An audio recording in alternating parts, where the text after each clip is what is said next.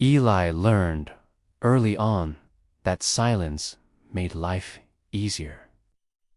When the adults around him argued, he would just stay quiet. When his teachers were wrong about something, he stayed quiet. Even when his friends crossed a line, he'd just stay quiet. People started calling him well-behaved, but what they really meant was convenient. One day in 5th grade, Eli watched a bigger kid shove a smaller one down a flight of stairs. The smaller boy ended up with a broken arm. When the principal asked who saw what happened, Eli slowly raised his hand about halfway, then, just as slowly, he lowered it. Later that day, the bully who did it just smiled at him. That was the day Eli learned something truly dangerous. Silence could buy you safety. As he got older, into high school, Eli worked hard, but always tried to stay invisible. When his project partner straight up copied his work, Eli didn't say a word.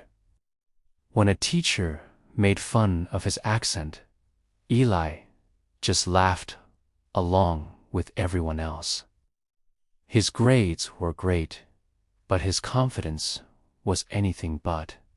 Every single time he chose to stay silent, something changed. Not around him, but inside him. He started choosing the safe answers to questions. He started having realistic dreams. His goals got smaller and smaller. Without even noticing, his own future was narrowing. After graduation, Eli had 2 job offers. One job would require him to speak up, involved meetings, leadership, and dealing with conflict. The other one promised stability and, more importantly, quiet. Eli, of course, chose quiet. Years went by. He watched other people who were less talented, less prepared, get promoted and rise above him. They were the ones who asked questions. They weren't afraid to disagree. They made noise. All the while, Eli just worked harder and shrank further into himself. One evening, a new intern joined his team. During a big meeting, the intern hesitated for a moment, but then he spoke up anyway. He challenged a bad decision that was being made. The whole room went silent. Eli held his breath, waiting for the intern to be punished. But instead, the manager just nodded and said, "You know what? It's a good point."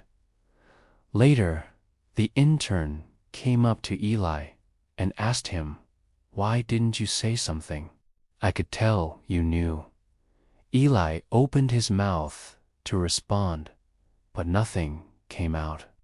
That night, lying in bed, he finally realized the truth. His future hadn't been stolen from him. He had surrendered it, one quiet moment at a time. The very next week, Eli spoke up in a meeting. His voice cracked a little. Someone interrupted him. He even saw someone roll their eyes. But something completely unexpected happened. He didn't feel smaller.